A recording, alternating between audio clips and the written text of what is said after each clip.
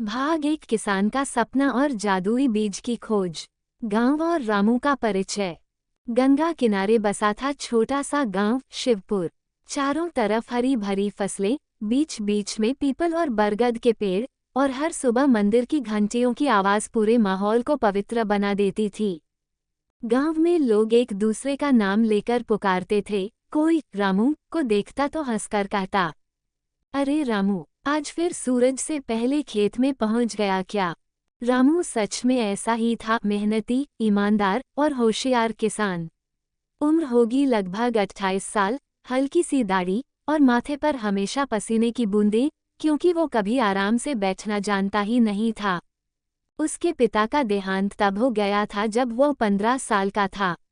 माँ सरस्वती देवी ने उसे पाल पोसकर बड़ा किया। उनके घर की दीवारें कच्ची थीं, लेकिन दिल बहुत बड़े थे। अब शुरू होता है पहले अध्याय का भाग 2। रामू का सपना। रामू का सपना सिर्फ इतना था कि उसका गांव कभी भूखा न सोए। हर साल बाढ़ या सूखा उनकी फसलों को बर्बाद कर देता था। एक रात माँ ने उससे कहा, बेटा, तेरे पिता कहते थे कि सच्चा किसान वही है जो सिर्फ अपने लिए नहीं, पूरे गांव के लिए अन्न उगाए। रामू ने गंभीरता से सिर हिलाया और मन ही मन ठान लिया, मैं ऐसा तरीका ढूंढूंगा जिससे हर साल भरपूर फसल हो। अब शुरू होता है पहले अध्याय का भाग 3। एक अजीब सुबह। एक दिन सुबह सुबह सूरज की किरणें अभी खेतों को सुनहरा रंग ही दे रही थीं कि रामू हल लेकर अपने खेत की ओर निकला। रास्ते में उसे पुरानी नदी के किनारे मिट्टी में आधा दबा हुआ एक चमकता हुआ बर्तन दिखा। पहले तो उसने सोचा शायद किसी ने पूजा का सामान फेंका होगा, लेकिन जैसे ही उसने उसे निकाला, बर्तन पर अजीब सी नक्काशी और सुनहरे अक्षरों में कुछ लिखा हुआ मिला। रामू ने मिट्टी साफ की और पढ़ने की कोशिश की। जिसने मेहनत की उसे फल मिलेगा, ये बीज तुम्हें वरदान देगा। बर्तन के अंदर एक छोटा थैला था जिसमें 7 अलग अलग रंगों के बीज थे। हर बीज से हल्की सी रोशनी निकल रही थी, जैसे कोई सांस ले रहा हो। अब शुरू होता है पहले अध्याय का भाग 4। गांव की चर्चा। रामू बर्तन और बीज लेकर गांव आया। पहले तो बच्चों ने हंसते हुए कहा, अरे रामू भैया, अब तो तुम जादूगर बन गए क्या। लेकिन बुजुर्ग हरिराम काका ने गंभीर चेहरा बनाकर कहा, ये साधारण बीज नहीं है। हमारे दादा कहा करते थे कि पुराने समय में देवता किसानों को ऐसे बीज देते थे जो धरती को हमेशा उपजाऊ रखते थे। गांव के बाकी लोग शक में थे, लेकिन रामू के मन में उम्मीद की किरण जग चुकी थी। अब शुरू होता है पहले अध्याय का भाग 5। जादुई बीज की बुआई। अगले ही दिन रामू ने अपने खेत के बीचों बीच एक छोटी सी जमीन का टुकड़ा चुना। माँ ने उसे तिलक लगाकर कहा, बेटा, बोने से पहले भगवान का नाम लेना। रामू ने हल से मिट्टी जोती, हर बीज को प्यार से बोया और हल्की सी प्रार्थना की। पहले दिन कुछ नहीं हुआ। दूसरे दिन हल्की सी हरी अंकुर निकल आई। लेकिन तीसरे दिन जो हुआ वो देखने के लिए पूरा गांव उमड़ आया। बीज ने इतनी तेजी से बढ़ना शुरू किया कि एक ही हफ्ते में पौधे में फूल और फल लग गए। सिर्फ एक बीज से इतने अनाज के दाने निकले कि 3 घरों का अनाज भर गया। अब शुरू होता है पहले अध्याय का भाग 6। पहला बदलाव। रामू ने वो अनाज सबसे पहले गांव के गरीब परिवारों में बांट दिया। लोग हैरान थे, अरे इतना अनाज एक ही पौधे से कैसे आया। लेकिन रामू बस मुस्कुराकर कहता, मेहनत और भगवान की कृपा से।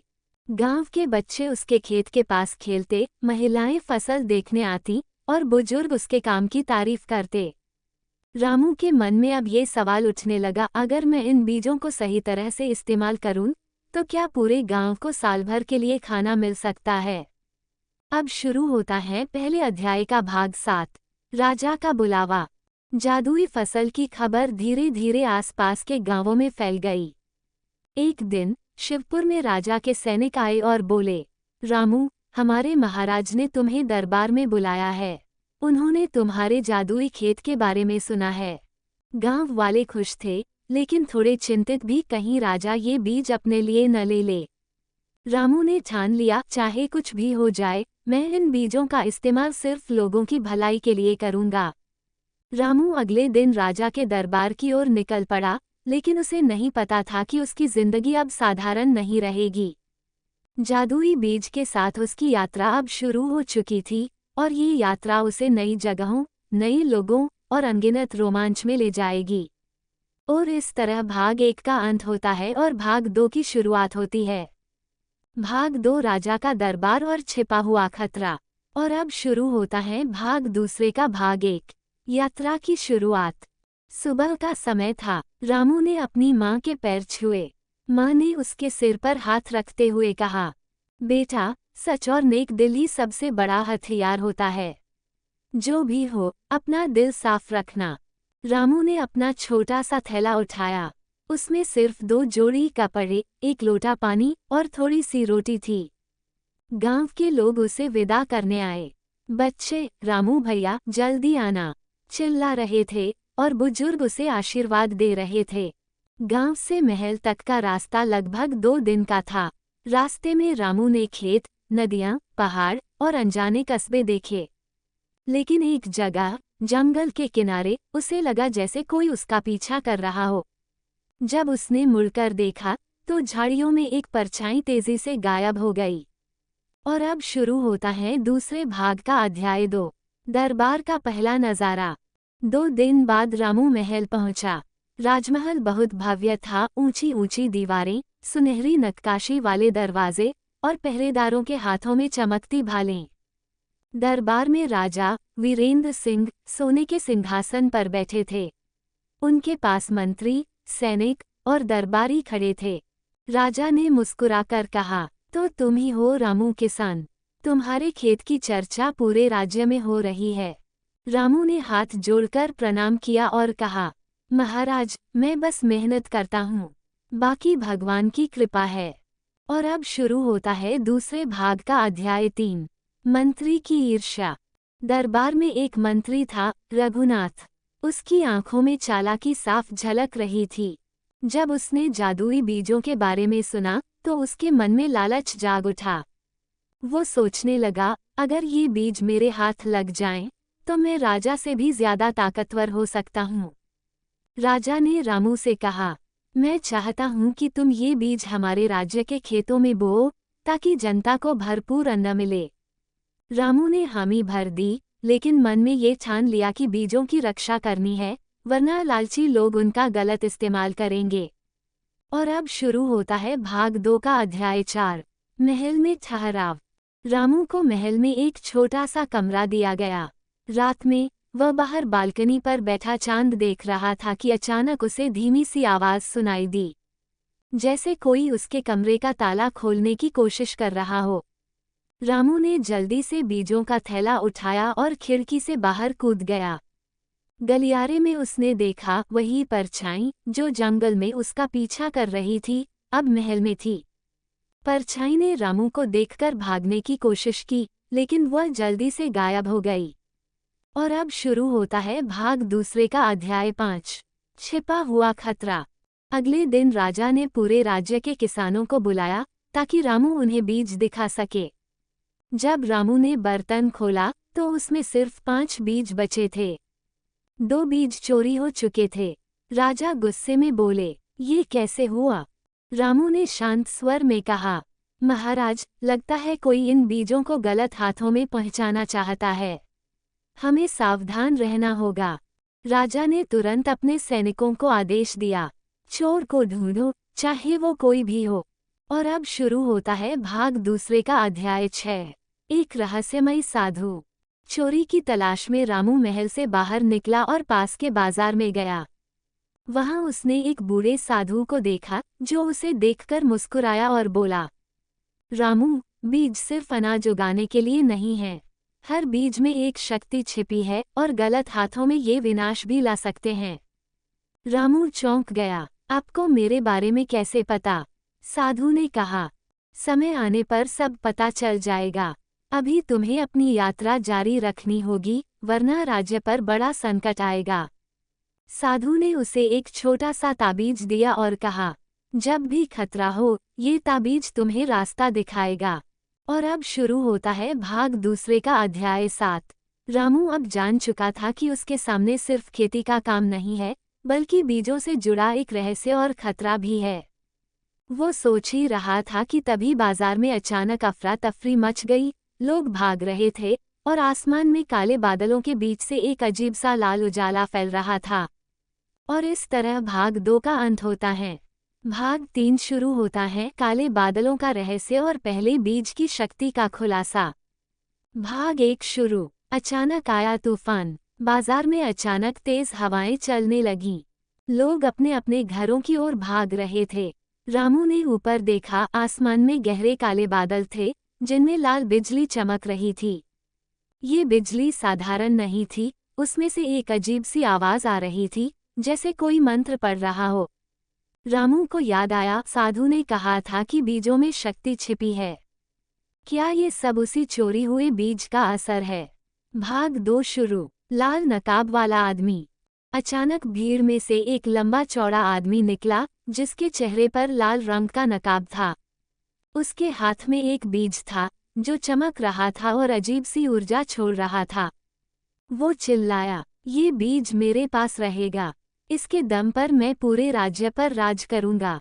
रामू ने उसे रोकने की कोशिश की, लेकिन नकाब वाला आदमी बेहद तेज था। उसने बीज को जमीन पर दबाया और देखते ही देखते वहां से एक विशाल कांटेदार बेल उगने लगी, जो घरों को लपेटने लगी।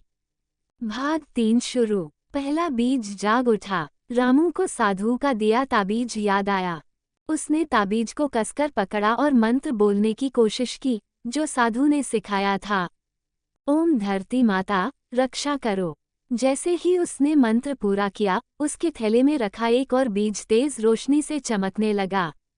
बीज हवा में उड़ा और जमीन में गिरते ही वहां से सुनहरे गेहूं के पौधे उगाए, जिनमें से हल्की सी रोशनी निकल रही थी।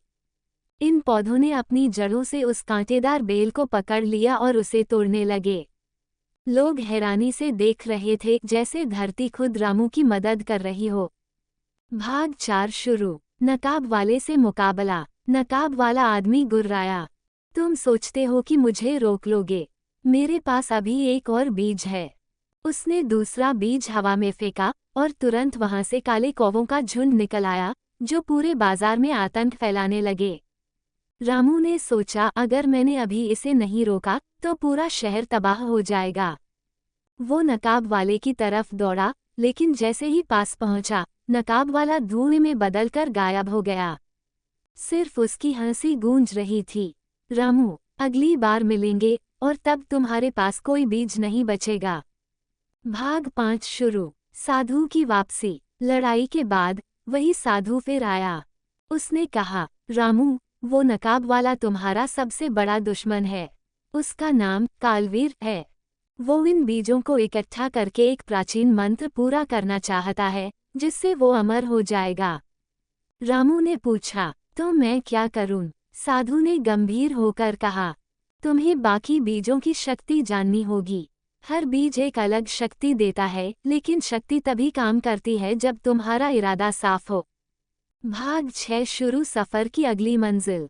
साधु ने रामू को एक नक्शा दिया, जिस पर एक पुराना किला बना था। उस किले में दूसरा शक्तिशाली बीज छिपा था, लेकिन वहां तक जाने का रास्ता बेहद खतरनाक था। घना जंगल, जंगली जानवर और रहस्यमय जाल। रामू ने तय कर लिया, वो उस बीज को ढूंढेगा, चाहे रास्ता कितना भी कठिन क्यों न हो।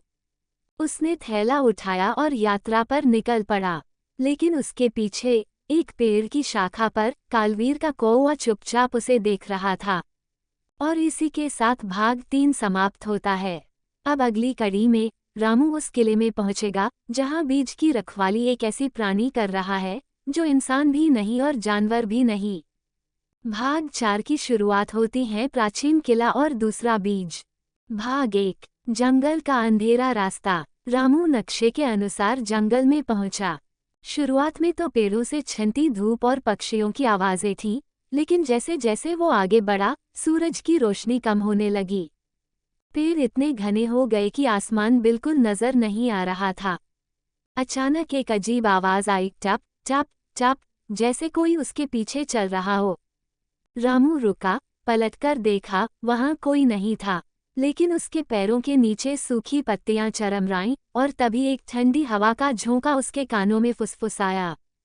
वापस लौट जाओ, भाग दो, रहस्यमयी बूढ़ी औरत। थोड़ी देर बाद उसे एक झोपड़ी दिखी। वो वहां रुका तो देखा, दरवाजे पर एक बूढ़ी औरत बैठी थी जिसकी आंखें पूरी सफेद थीं। उसने कहा, तुम उसी बीज को लेने जा रहे हो जिसकी रखवाली वो करता है? रामू ने पूछा, वो कौन? बूढ़ी औरत बोली, ना इंसान ना जानवर, वो तुम्हारे डर को खा जाता है। इतना कहकर उसने रामू को एक छोटा सा ताबीज दिया और चेतावनी दी, जब भी तुम्हें चारों तरफ सन्नाटा महसूस हो, ये ताबीज कसकर पकड़ लेना।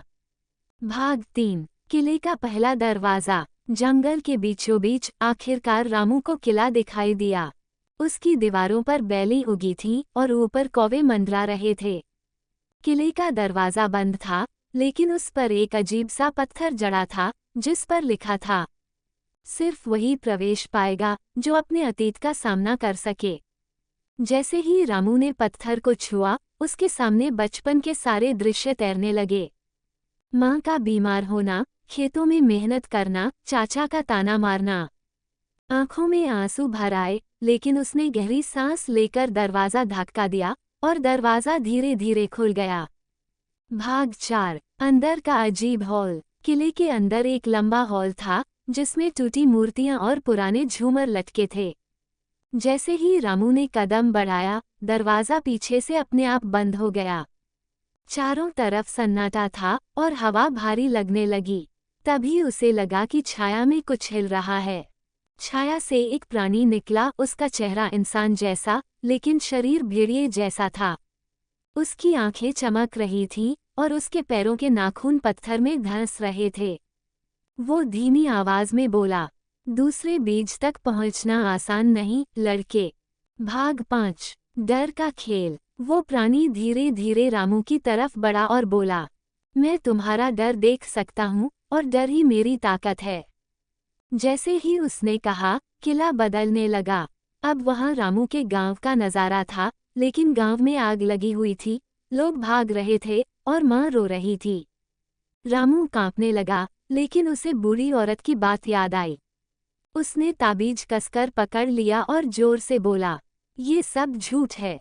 ताबीज से रोशनी निकली और वो दृश्य टूटकर गायब हो गया। प्राणी चिल्लाया, नहीं, ये कैसे संभव है? भाग 6। दूसरे बीज की प्राप्ति। रोशनी के गायब होते ही सामने एक सुनहरा डिब्बा दिखाई दिया। रामू ने उसे खोला, अंदर हरे रंग का चमकता हुआ बीज था। जैसे ही उसने उसे उठाया, उसके कानों में आवाज आई, मैं जल और जीवन की शक्ति हूँ, मुझे सही समय पर इस्तेमाल करो। रामू ने बीज को थैले में रखा और जैसे ही किले से बाहर निकलने लगा, प्राणी ने धीमे से कहा, तुम जीत गए, लेकिन तुम्हारा असली दुश्मन अभी बाहर इंतजार कर रहा है। भाग 7। बाहर का खतरा। जैसे ही रामू किले से बाहर आया, उसने देखा कि रास्ता घेरकर कालवीर खड़ा है।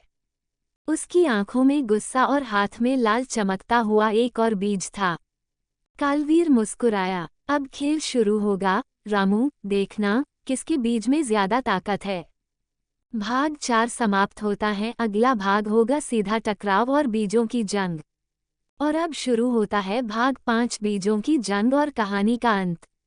भाग 1। आमने सामने। किले के बाहर रामू और कालवीर आमने सामने खड़े थे। हवा में अजीब सी गंध थी, जैसे बारिश आने वाली हो। कालवीर के हाथ में लाल रंग का बीज चमक रहा था, जबकि रामू के थैले में हरे रंग का जीवन बीज सुरक्षित था।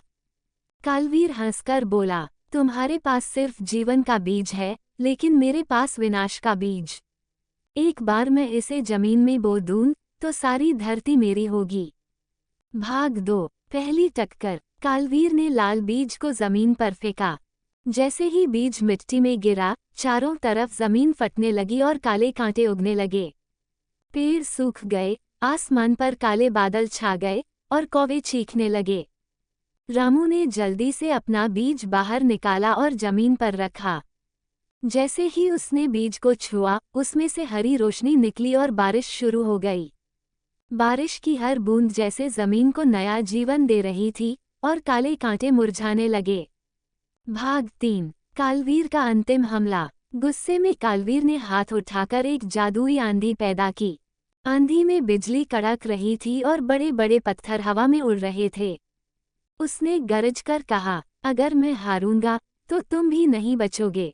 रामू ने डरते डरते भी हरे बीज को दोनों हाथों से कसकर पकड़ा और मन ही मन प्रार्थना की, हे प्रकृति माता, मेरी रक्षा करो।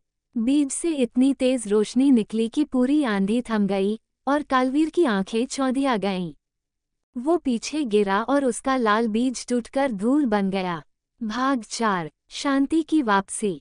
जैसे ही लाल बीज नष्ट हुआ, जंगल में फिर से हरियाली लौट आई। पेड़ लहलहाने लगे, पक्षी गाने लगे और सूरज की किरणें बादलों को चीरकर नीचे आईं। रामू ने जीवन बीज को धीरे से किले के सामने वाली उपजाऊ जमीन में बो दिया।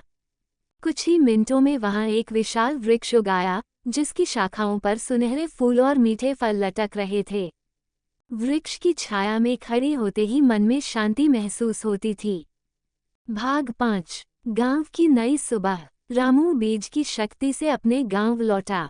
उसने गांव के कुएं में जीवन का जल डाला, जिससे पानी कभी खत्म न हो। खेतों में नई फसल उगाई और बीमार लोग स्वस्थ हो गए। गांव वाले खुशी से रो पड़े और रामू को अपना नायक मान लिया। भाग 6। आखिरी रहस्य। एक दिन वही बूढ़ी औरत गांव आई। उसने रामू से कहा, तुमने अच्छा काम किया, लेकिन याद रखो, जीवन और विनाश के बीज हमेशा मौजूद रहेंगे। जरूरत है तो बस सही हाथों की।